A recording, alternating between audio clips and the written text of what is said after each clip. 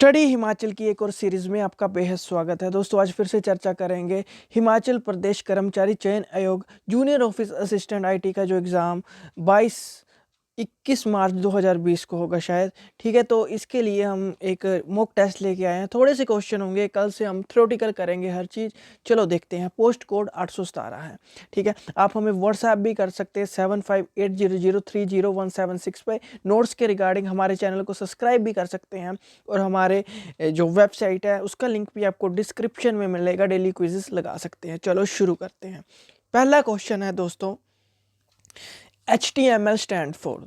दोस्तों इसका आंसर होगा HTML। आप सोच भी सकते हैं, आपके पास समय है, पॉज कर सकते हैं वीडियो को। इसका आंसर होगा हाइपर टेक्स्ट मार्कअप लैंग्वेज। देखिए HTML क्या है, एक सबसेट है। ये सबसेट है किसका? HGML का। HGML इसकी भी एब्रीवेशन पूछी जाती है एग्जाम में। इसका होता है HGML होता है स्टैंडर्ड जनरेटेड मार्कअप लैंग्वेज। देखिए HTML क्या है एक्चुअली में है क्या ये?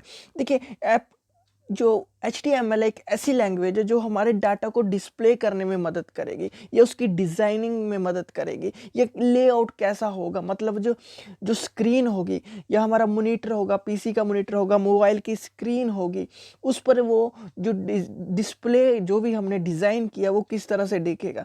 बेशक वो आपका फ़ोन हो या मोबाइल हो या कोई भी स्क्रीन हो। देखिए markup language means A type of language that define structure and layout of the data. देखिए HTML का मेन काम है डिज़ाइनिंग पर्पस के लिए की जाती है। ठीक है, वेबसाइट को डिज़ाइन करना सिर्फ डिज़ाइनिंग पर्पस के लिए। ठीक है, HTML लैंग्वेज का ज़्यादा यूज़ होता है। देखिए HTML कहाँ पे यूज़ होती है? नोट पैड पर लिखी जाती है। ठीक है, एडिटर जो यूज़ होते हैं नोट पैड प्लस प्लस जो आता है।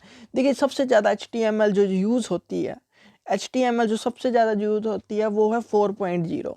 HTML 4.0 सबसे ज़्यादा जो एडिटर यूज़ होता है, जो 1997 में आया था।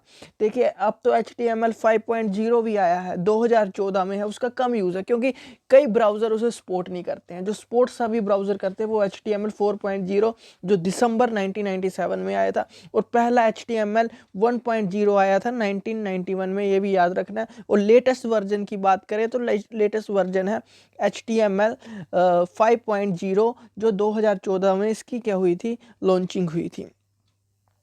अगला क्वेश्चन है कि which of the following tag is used for inserting the largest headings in HTML। देखिए लार्जेस्ट हेडिंग की बात करें तो HTML में वो है दोस्तों कौन सी?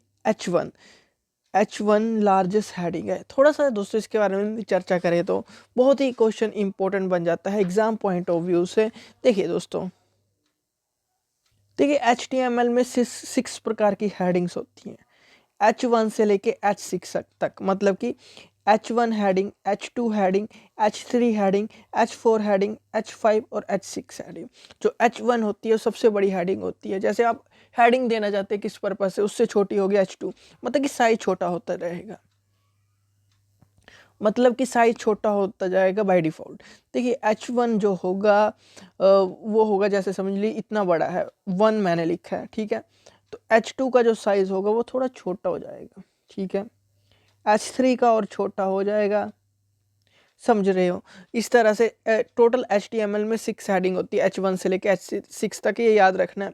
और हम H4 को कौन सी हेडिंग के रूप में जानते हैं? एवरेज हेडिंग के रूप में जानते हैं। एवरेज हेडिंग के रूप में जानते हैं। ये भी question exam point of view से महत्वपूर्ण है, क्वेश्चन बनता है। नेक्स्ट क्वेश्चन देखते हैं। नेक्स्ट क्वेश्चन है an HTML program is saved by using the dash extension. दोस्तों इसके भी 2 एक्सटेंशन है, वो आपको पता होने चाहिए। एक तो है .html, दूसरा है .htm। इसका आंसर तो .html है। ठीक है, 2 तरह से एक्सटेंशन होते हैं। जो आजकल यूज़ होता है वो होता है .html। पहले जो 4.0 से पहले के जो वर्जन है उसमें होता था .html। ठीक है, HTML, ये दोनों कोई भी पूछा जाए ना तो दोनों ही सही हैं। ठीक है, एक ही होगा जब आपको MCQ मिलेंगे, ऑब्जेक्टिव टाइप पेपर होगा तो वहाँ पे एक ही होगा, वो या तो .html होगा या तो .htm होगा।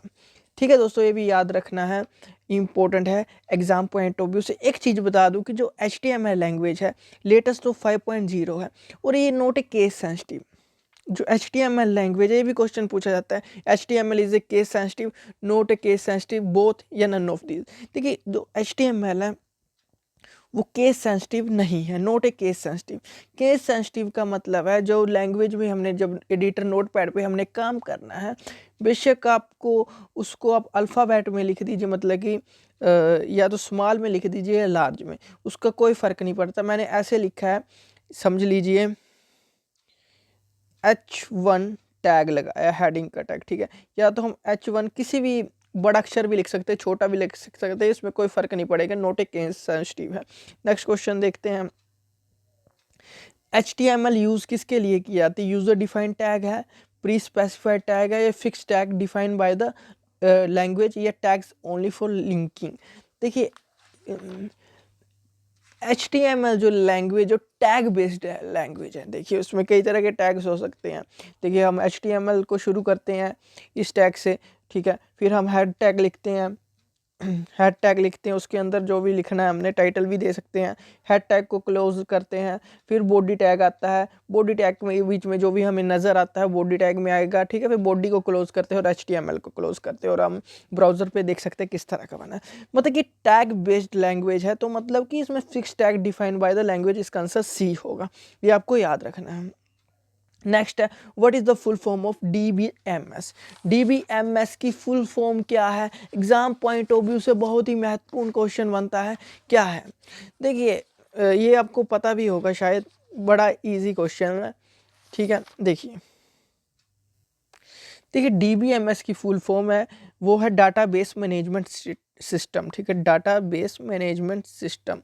इसका जो आंसर होगा वो होगा सी आंसर होगा। देखिए सॉरी, डाटाबेस मैनेजमेंट से ए आंसर होगा। देखिए देखो, जो DBMS होगा ए आंसर होगा। जो DBMS होती है वो होती है, DBMS is a software which is use to manage data. Database को मैनेज करने के लिए DBMS का यूज़ किया जाता है।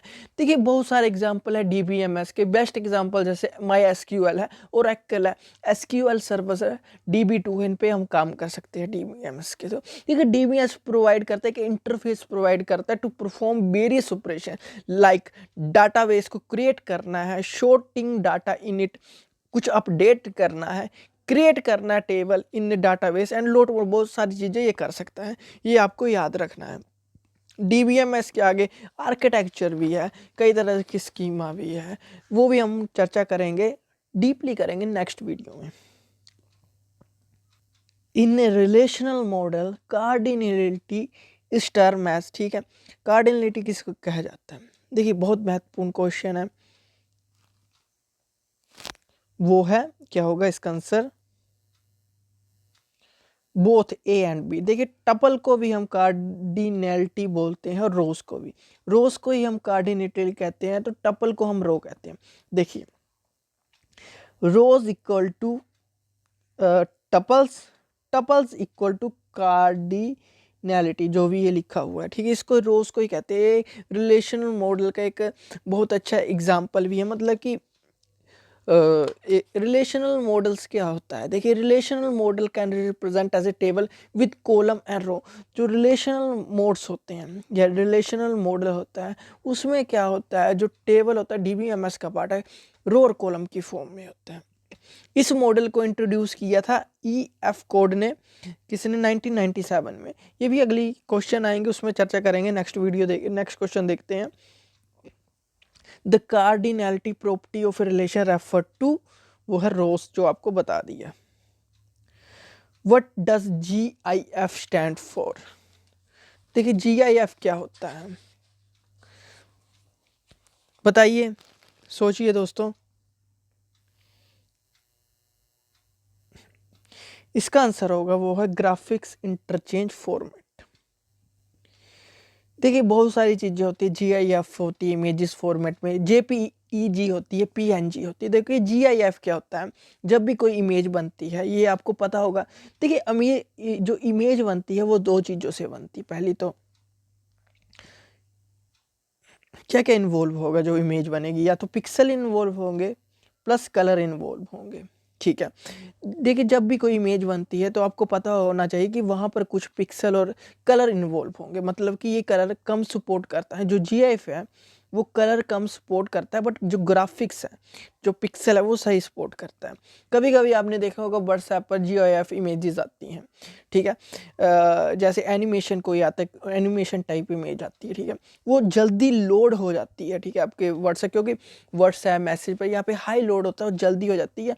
बट उसमें क्या होते हैं, कलर कम होते हैं और जल्दी लोड हो जाते हैं, पिक्सल ठीक होते हैं। ये मतलब कि इस जो जीएफ इमेज होती है उसको क्या मैनिपुलेट करना बहुत इजी हो जाता है, उसे यूज़ करना, चेंजेस करना, मैनिपुलेट करना इजी हो जाता है। जो जेपीईजी होती है, एक होती है जेपीईजी, उसे बोलते हैं जॉइंट फोटोग्राफिक एक्सपर्ट ग्रुप। देखिए उसमें क्या होता है, कलर ज़्यादा होते हैं, ज़्यादा कलर होने की क्लैरिटी अच्छी होगी। एक होती है पीएनजी, इसे बोलते हैं पोर्टेबल नेटवर्क ग्राफिक्स, मतलब कि जब हमें कोई इमेज बार बार एक नेटवर्क से दूसरी जगह ट्रांसफ़र करनी हो तो हम पीएनजी का इमेज का यूज़ करते हैं, क्योंकि इस इमेज को हम इजीली कंप्रेस कर सकते हैं। कंप्रेस करने के बाद भी जो पिक्सल है वो इसके ख़राब नहीं होते हैं। जब भी हम डायरेक्टली वेब पेजेस में शो करते हैं तो उसको कंप्रेस कर लेते हैं और लोडिंग टाइम भी कम हो जाता है जब कंप्रेस करते हैं। पीएनजी का ये बेनिफिट है, इसके पिक्सल कंप्रेस करने के बाद भी ख़राब नहीं होते हैं और एक जगह से दूसरी जगह सेंड करने से भी नहीं होते हैं। नेक्स्ट क्वेश्चन है नेक्स्ट क्वेश्चन है कि dash represent the structure of the database in a formal language acceptable by the DBMS. वो होगा डाटाबेस स्कीमा, ठीक है। डाटाबेस स्कीमा इसका आंसर होगा। डाटाबेस स्कीमा क्या होता है, ये 3 स्कीमा आर्किटेक्चर की बात कर रहा हूँ मैं इसमें। 3 स्कीमा आर्किटेक्चर में इसका क्या काम होता है, the 3 schema architecture is also used to separate the user application और फिजिकली डाटाबेस। इसमें 3 तरह की चीज़ें यूज होती है, किसमें 3 स्कीमा आर्किटेक्चर में। एक तो होता है इंटरनल लेवल, दूसरा होता है कंसेप्चुअल लेवल, थर्ड होता है एक्सटर्नल लेवल। जो इंटरनल लेवल होता है उसमें यूज़ होता है, उसे हम फिजिकल स्कीमा भी कहते हैं। वो होता है stored in A block level, data जो स्टोर होता है उसमें ब्लॉक लेवल होता है। जो कंसेप्चुअल होता है उसमें प्रोग्रामर होते हैं, डाटाबेस होते हैं, मतलब कि जिसमें एडमिनिस्ट्रेटर वर्क कर रहा होता है इस लेवल में, ठीक है। और इसको हम कंसेप्चुअल लेवल को ये याद रखना। और तीसरा एक्सटर्नल लेवल जिसको हम व्यू स्कीमा भी बोलते हैं, ठीक है। End user interaction with database, ये याद रखना इसमें होता है। ये पढ़ेंगे हम अगली वीडियो में, पूरा हम कंसेप्ट से पढ़ेंगे। Thank you and have a nice day, God bless you all. Notes के रिगार्डिंग आप हमें व्हाट्सएप कर सकते हैं, हमारा व्हाट्सएप नंबर है। Thank you and paid course होगा, आप ज्वाइन करना चाहते हैं वो आप पर है। Thank you and have a nice day, God bless you all, bye bye.